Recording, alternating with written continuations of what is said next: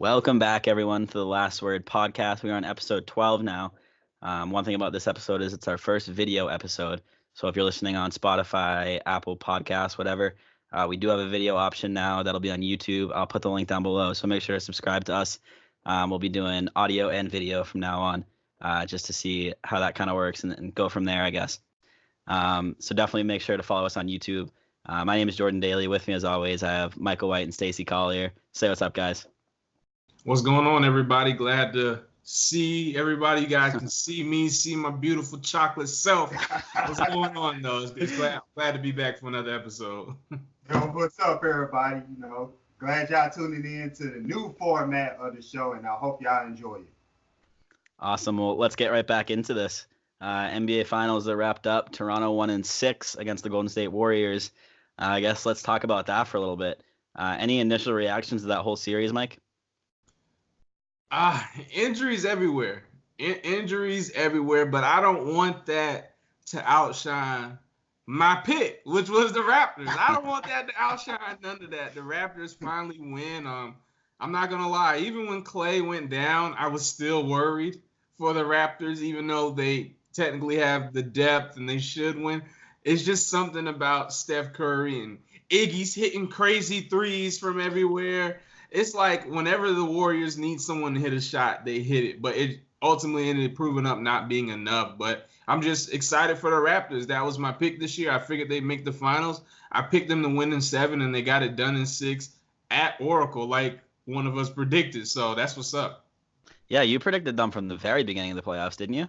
I predicted them in December. Wow. All right, that's impressive. I was wrong like 4 times so far. So guess I'm like Paul Pierce. Actually, no, he predicted the Raptors, didn't he? Once they got to the finals? I think he got that right. He's getting his credibility back. I like it.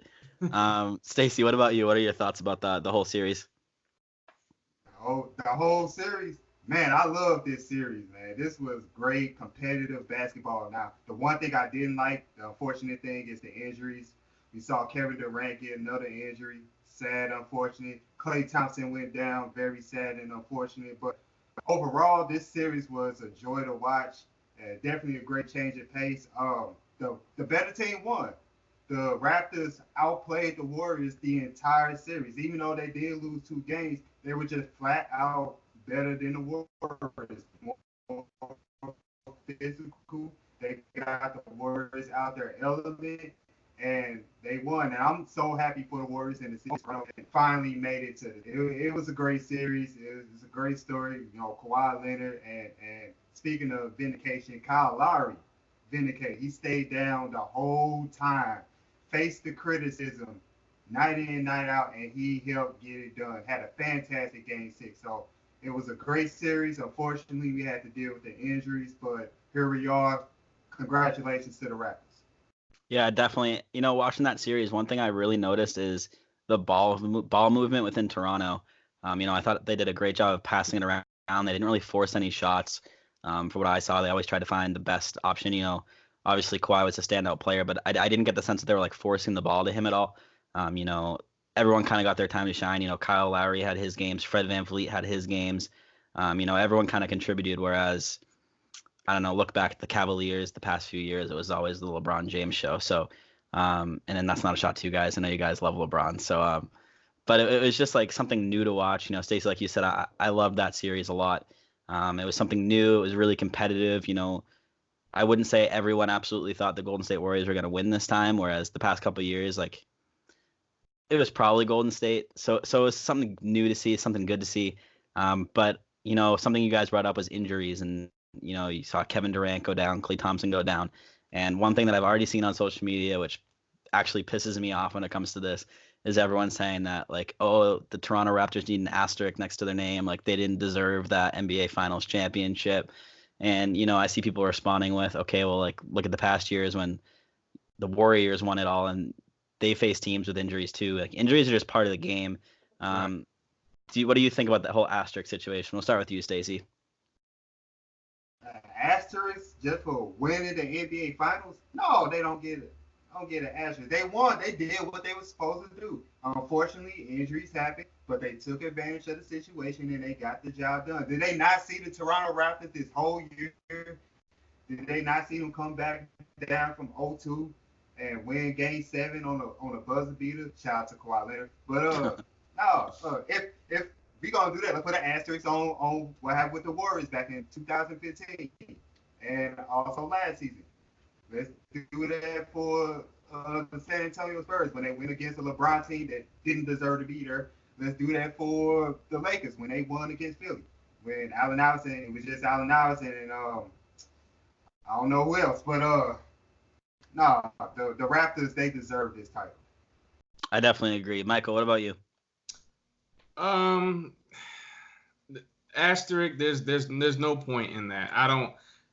The only people who say there should be an asterisk besides championship are salty fans, things of that nature. Look, like Stacey just said, injuries are a part of the game. No one goes into the finals 100% healthy.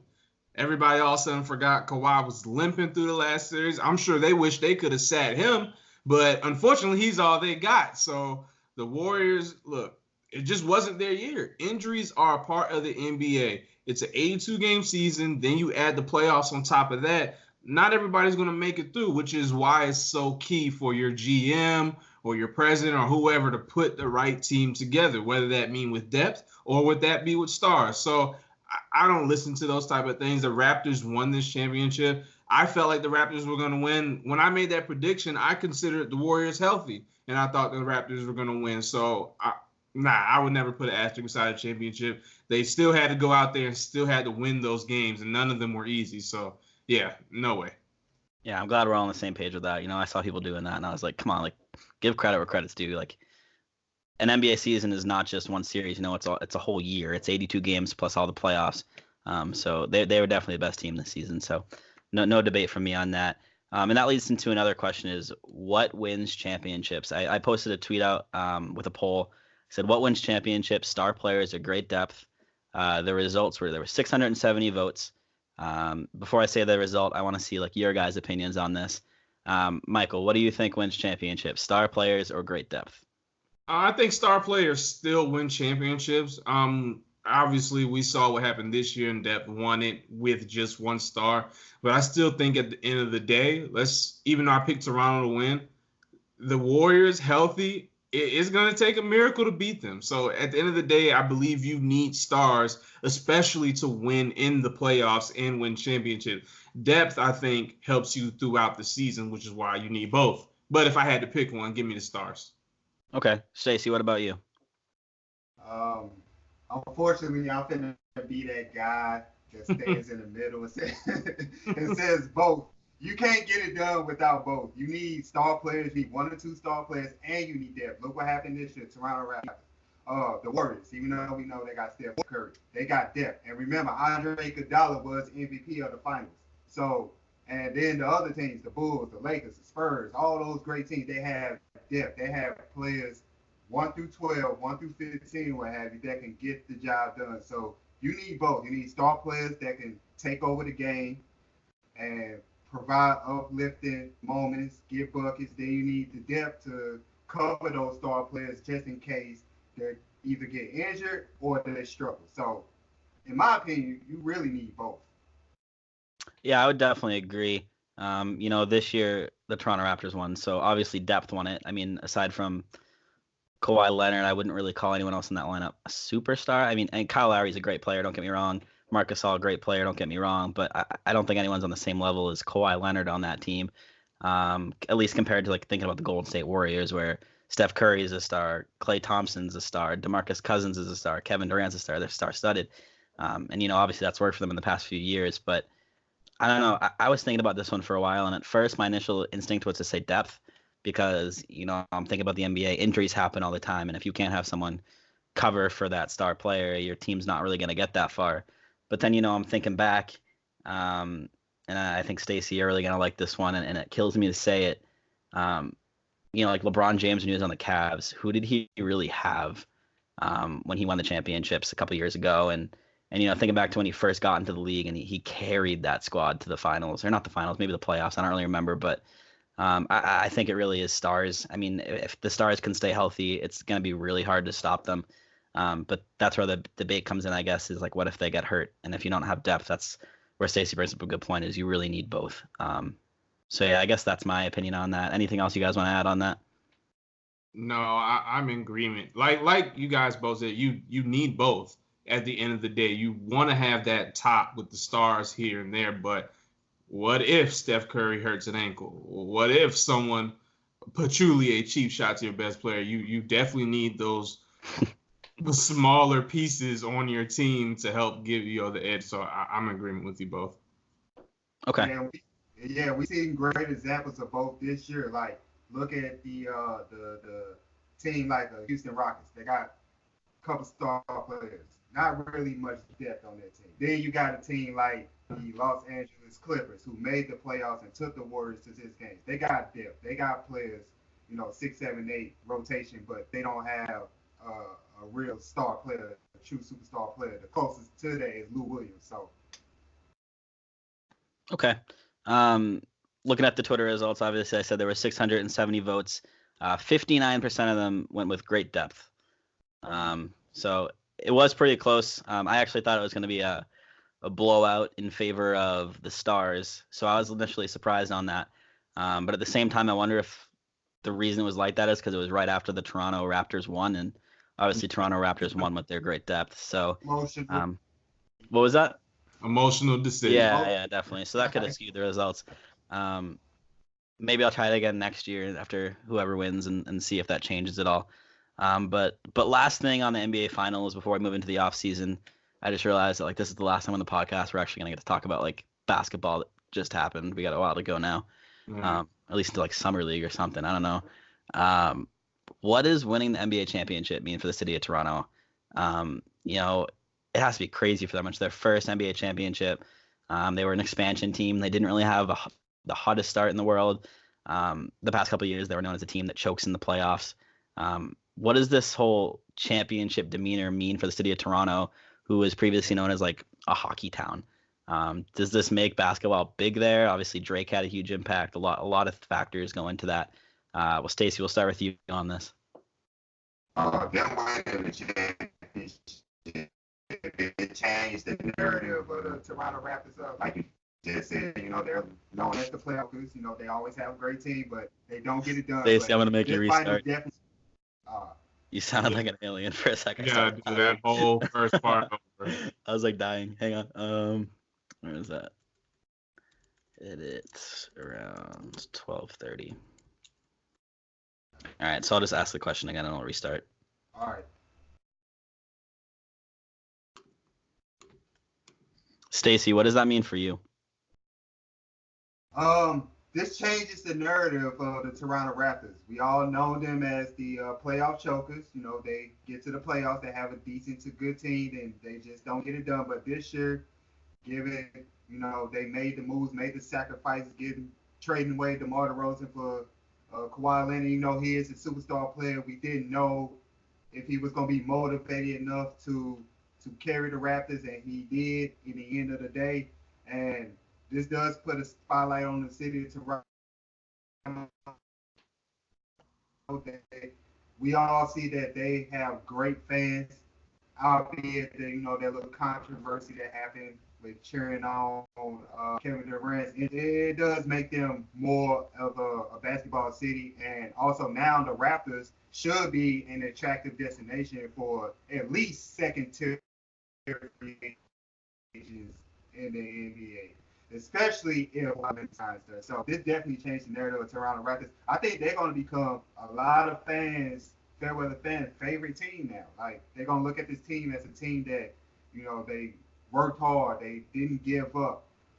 They grinded to their spot, and that's just a great feel-good story for NBA fans everywhere. Michael, what about you? Any different thoughts? This is big. Not every NBA team gets a chance to put up a banner to hold the what Kawhi say, that Larry O.B. Not every team gets that chance. Toronto's definitely etched their name in the books, and like you guys were saying, this is gonna make basketball just even bigger. The wave of Toronto players that are making their way to the NBA is increasing in time, and You got a guy like Drake, who's one of the biggest artists in globally. So he's from Toronto. He's supporting that team. Now you add a championship. You got a superstar player. I think this is also good for them. Who knows? What if Kawhi leaves? I think this is going to entice other free agents. Like, hey, I can go there, and if I win there, I'm the man. They offering Kawhi a free lawyer for life, condos, houses, Kawhi and dine. I want a Kawhi and dine.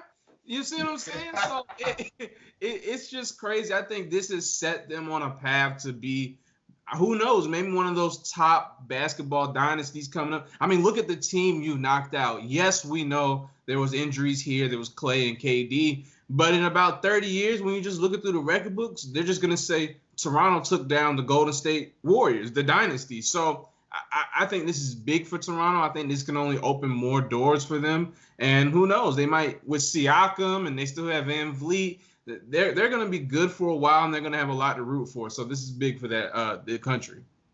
I agree. I mean, Kawhi Leonard is kind of like a Vince Carter 2.0 right now. I don't know if you guys know too much of the history about like what Vince Carter did for the city of Toronto, but he kind of like built that city in a way that, you know, he brought nightlife to the city. He brought fans to the city. Like he just kind of started the forming of Toronto being a basketball city and just a place to go.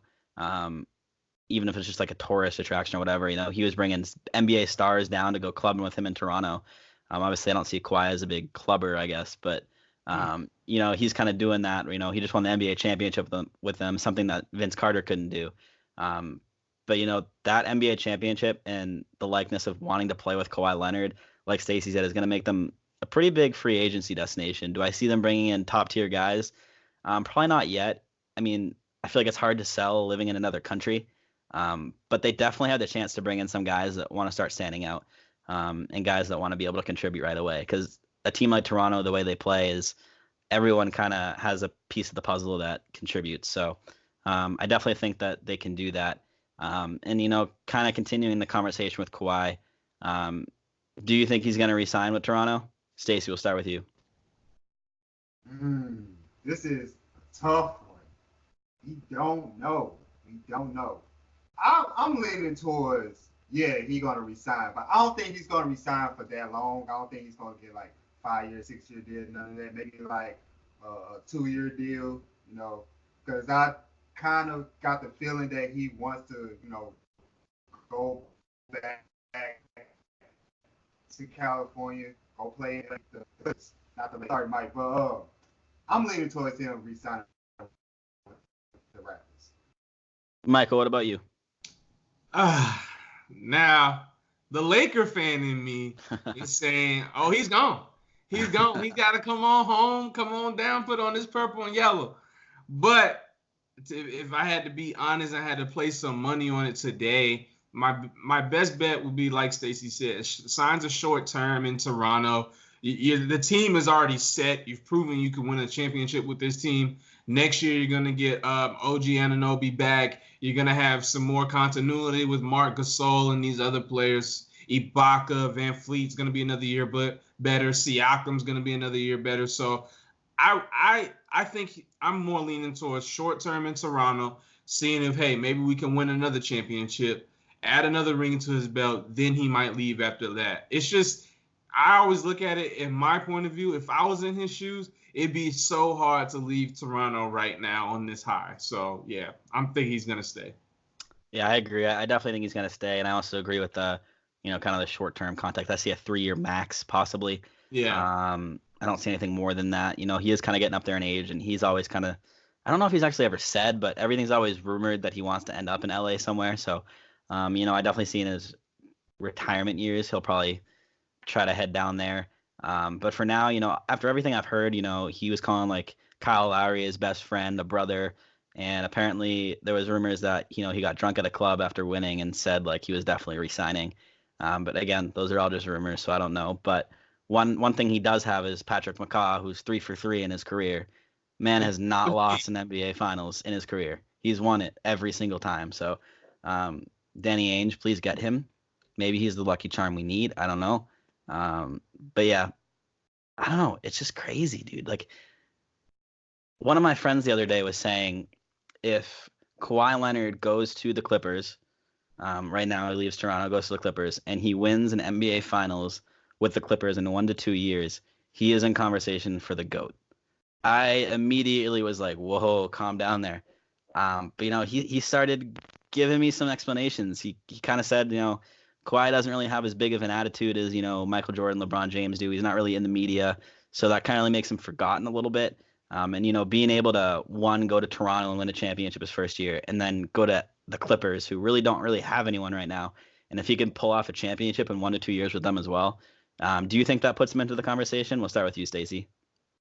Now, I said previously that if LeBron wins a championship with the Lakers, then I would consider him. If Kawhi Leonard goes to LA, chooses the Clippers, takes that Clippers team to the finals, put up the stats, and win, he should at least be in the running for the GOAT.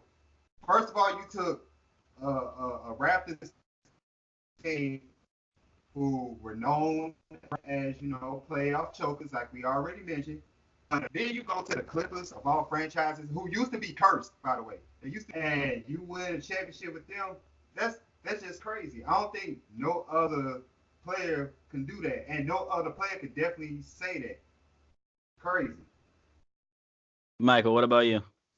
I think it definitely puts him in the conversation. Can I automatically assume put him over Jordan? I can't. 6-0 is still 6-0 at the end of the day.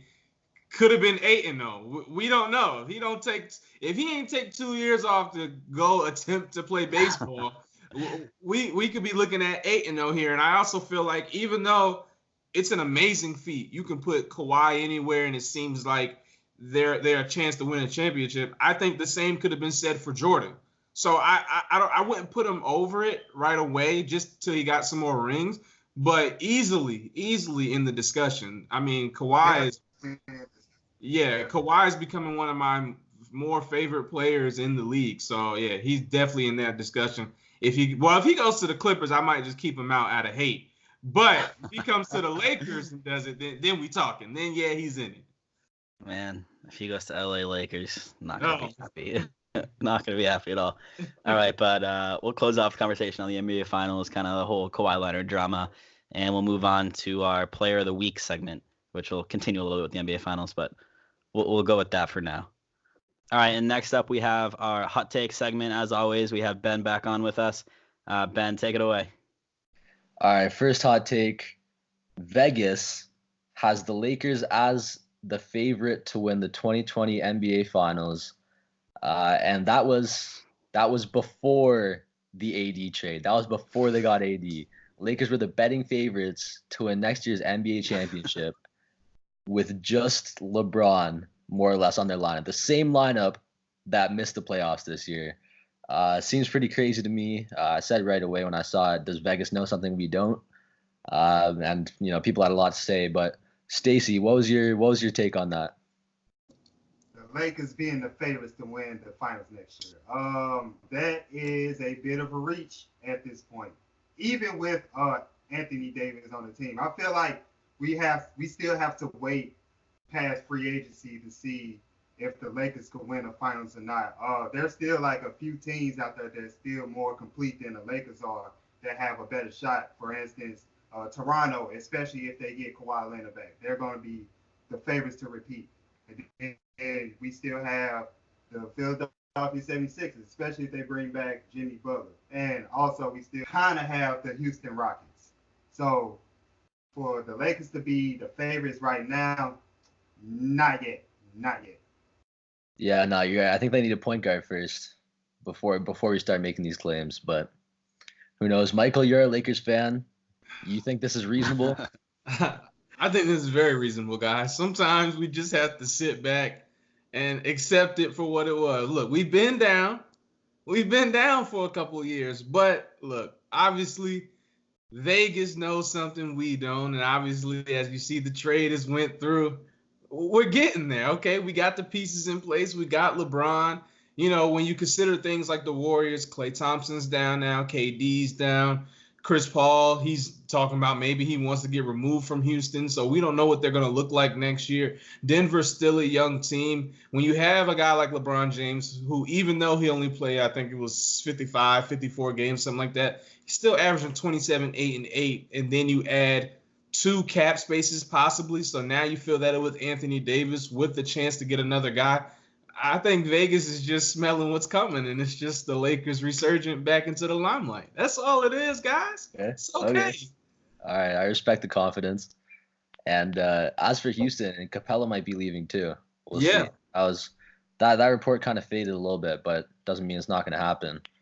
In that case, the West would be wide open. Jordan, you think that seems like a reasonable take from Vegas? Definitely not, since it was before Anthony Davis even got to LA. I don't know what they were talking about before it went AD to LA. Someone in our group chat mentioned that it's probably just Vegas thinking that most people are gonna bet on the Lakers. He kind of gave that explanation. But yeah, you guys all pretty much said it. And sorry to burst your bubble, Mike. I still think they have a long way to go, and we'll get into the trade a little bit later on. But Anthony Davis is a guy that gets hurt a lot. Like, how many games did he miss last season? LeBron James is aging. Like, I get a lot of people want to call him the GOAT, but there is an age factor there. And, he missed a couple games due to like load management or whatever. I don't know. I still think they're missing a lot of pieces of that puzzle. They gave up a lot. And like Ben said, I think they really need a point guard. There are plenty of options in the free agency. So I won't say it's not possible, but I will say I need more time. I need to see what they do in free agency. I need to see what they do after making some moves. What I will say about that trade, though, is that honestly, I don't think the Lakers gave all that much up in terms of players, because Ingram and Lonzo weren't exactly the most key players for that team. The picks definitely hurt, but I think if you're thinking about winning now, it might have been a good trade for the Lakers. So we'll see what happens, but I don't know. It seems a little bit crazy to me to do it even before the AD trade. But our next hot take we'll move on is from Bleacher Report writer Sean Highkin. And he claims that in an article that he wrote about the winners and the losers of the Anthony Davis trade, that the Pelicans were the winners of that trade. Obviously, they got a lot of picks. They got Lonzo. They got Brandon Ingram. But, Michael, as our Lakers fan, do you think it's reasonable to say that the Pelicans won that trade, giving up AD? I think you have a good argument to say that right now. Like you guys said, the Lakers as constructed is really just LeBron, AD. I think we got Bonga under contract, a few other guys. We don't really have anybody on a contract, so we have to see what else they put around the roster. Because like I told you guys before, I didn't believe LeBron and AD was enough. So what happens from here on out is going to be very important. So looking at that from the Pelican side of things, you get Lonzo Ball, who's proven he's a top-tier defender in this league. He makes everybody around him better. You combine him with, there's chemistry there between him and Brandon Ingram. Then you add a guy like Zion Williamson, who needs a good point guard in the league right now. So you give him a Lonzo Ball who's unselfish to a fault almost. So I think if you look at it right now, before the Lakers have made any moves, then yeah, you can make an argument that the Pelicans won. They have tons of young players. They only have one big contract on their books right now, I think, and that's Drew Holiday, and then they've got that crappy contract with Solomon Hill. But they've got a nice young core team there. They've got picks from here on to forever. So who knows? They might move that 4 pick for another established guy. Off rip, it can seem like the Pelicans have won the deal. But let's see let me give my guys a chance. Let's see what we do from here on out, and then we'll determine who's the winner of that towards the end of this first season, probably. Oh, yeah, that's fair. Jordan, who won the trade? This is tough. Part of me wants to say it was a win-win for both sides. Part of me wants to say it was, when you think of trades, a lot of the times the person that wins the trade is the team that got the best player. And, in that case, it's the Lakers. But the Pelicans got a lot, okay? The Pelicans right now remind me of the Celtics from a few years ago.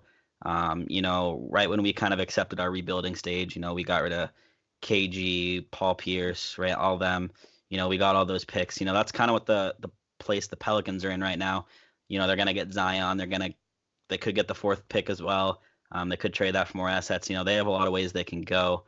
But I definitely think they're in a good position, and they got a lot from that trade. So I guess I would say it's a win-win. They both got what they wanted out of it. So yeah, I'll say it's a win-win. Yeah, that's fair. I can agree with that. Stacey, who won the trade?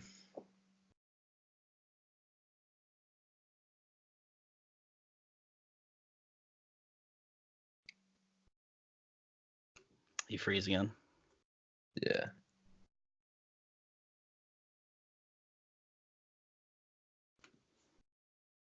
Oh, he froze.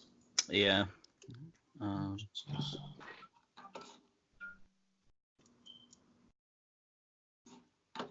drop him from the call. And oh wait, I just saw him move. Oh, there Stacey, you you there? Yeah, All right. I'm here. Sounds good. Once Michael comes back, Ben, just reword that question to him, and we'll start it up from there. go. All right. My it's going haywire over here a little bit. That's fine. All good. All right. Yeah. So, yeah, I guess just reword the question to him, and we'll start from there. All right. Stacey, in your opinion, who won the trade? You think he's right? You think the Pels won the trade? Right now, I would say the Lakers won the trade because they have the more guarantee out of this deal. Anthony Davis, we already know what he can do. He's a baller. He's a very dominant player. All he needs to do is just stay healthy. For the Pelicans side, they got a lot of unknowns. First, Lonzo Ball. Can he stay healthy himself, for one? Number two, we don't know where Brandon Ingram is going as far as his development is concerned. In my opinion, he was stifled a bit when he was with the Lakers because of LeBron James and the rise of Kyle Kuzma. So we don't know about Brandon Ingram just yet. Can he go from good to great? Josh Hart, too inconsistent. And we don't know who they're going to pick up in the draft to years to come. And also, they're trying to build a team. They're trying to find the right coach, the right pieces in place, so that way they can be a playoff team, 3-5 years down the line. So they have a lot of unknowns right now. And the Lakers, them getting Anthony Davis, they got a perennial all-star for one. And two, Anthony Davis makes them more attractive for other free agents to come through and win a title with LA. So right now, I'm going to say the Lakers won that trade. Yeah, no, that's a good point about AD being, attracting free agents. Because I just saw a report on BR about Kyrie having wanted to play with AD for months. So if you get Kyrie out in LA and like we were talking about a point guard that they need, that would be a filthy lineup. That would be then I could see them being the favorites to win the chip. I mean, Kyrie, LeBron, AD at your 1, 3, 5. Kyrie will ruin your team. I don't recommend him. Maybe he just ruined your team. I don't know. We'll see. He was good in Cleveland for the first few years. I'm just salty. I know. He did do something weird with that team. I don't know if he handled that in the best way. But we'll move on to our final hot take before Jordan gets too heated. Howard Beck, another Bleacher Report writer, said that unfortunately KD will never be the same after this injury, which it might be true. I hope to God that it's not, but we'll see what happens in the years to come. He quoted age as a reason. He'll be older and he just won't be as explosive of a player, which will suck because he's really fun to watch. Do you guys think that KD will be able to bounce back and be the player, or at least be kind of close to the player that he has been past couple of years? Michael, we'll start with you. I mean, it's tough to say right now. Every person's body is different. You never know how they could come back. But I think with KD, if we look at some guys who've come back from Achilles tear, DeMarcus Cousins is back, but he's also back a little bit prematurely. I don't think he would have really been playing if the Warriors hadn't accumulated so many injuries. So he was okay in spurts. Now, you take a guy like KD, he's lighter than him. His game might be affected, but I just think that KD's so much of a talented shooter and a scorer that the dip in production you might see, just maybe less dunks and just more post work, more jumpers, more shots. I think he can be just as efficient, if not more, going as he matures as a superstar. So he may not have quite the same lift, he might be a little timid at first, coming back from an injury like this. But I think ultimately we're probably going to get the same production. Rudy Gay is another guy who had an injury like that. He's a lot more efficient scorer than he used to be in Memphis in his high-flying days, if you believe it. He's fitting in with the Spurs just fine. So we saw the drop-off from Rudy Gay, but this is Kevin Durant we're talking about. He's a different type of scorer. He's on another level. So I think KD's going to be fine, even though he might lose some lift. Yeah, no, let's hope that's the case. Stacey, what do you think? You think KD can bounce back? Yeah, he could bounce back because KD is a baller. He's a hooper. He wants to get back out there. We saw what he tried to do, in Game 5. I mean, he's not going to be the same player. But I look at that as more of a positive thing. Like what Mike was saying, I think he's going to add more things to his arsenal to accommodate for the injury. I think he's going to add more post moves. I think he's going to do that. He's going to tone down the slash and probably turn to a little jump shooter a little bit. As he try to work himself back, I think he's going to work on his legs. I think he's going to put in the work to get back to being the great KD. Now, when he comes back at first, I don't expect him to be as explosive. I expect for it to take some time, take some months, but I think we're going to see a different version of Kevin Durant, and it's still going to be, the same production or close to it. Yeah, no, I hope so. Jordan, last but not least, think KD can bounce back? I was reading that report as well, and it basically kind of said that there's no way he's playing 82 games a season anymore. That's done. He's going to be doing a lot of load management. I read that his athleticism is definitely not going to be there. He's definitely not going to have that jumping ability that he has. But like Michael brought up, like people heal in different ways, I guess. You think of Paul George, he had that nasty leg injury. He came back. Some could even argue that he's better than he was before. But then you think of players like Gordon Hayward, who is not even close to his old self, But some of that's not like physical. A lot of it's mental as well. If you watch Gordon Hayward a lot this year, he was just so timid. He never drove to the hoop anymore. Anytime he had a dunk option, he would like drive in and then he's like, ah, crap, I don't want to take this. And he'd kick it out. So I would like to think that Kevin Durant has a little bit more Mamba mentality in him where he's not really going to be afraid like that. But I guess we'll see. Yeah, that's one of those things where I hope he doesn't change. Kevin Durant's a great player, and obviously, like, you hate to go up against him because, he's going to be, like, a really good player that you're going to have to find a way to stop. But at the same time, like, what's the NBA without Kevin Durant at this very moment in time, So I'm hoping he can come back, but I guess time will tell. Yeah, no, let's definitely all hope that he comes back just the same as he was. He's really fun to watch. But that's it. That's the last hot take. So I'll sign off and pass it back to you, Jordan. Awesome. Thank you, Ben.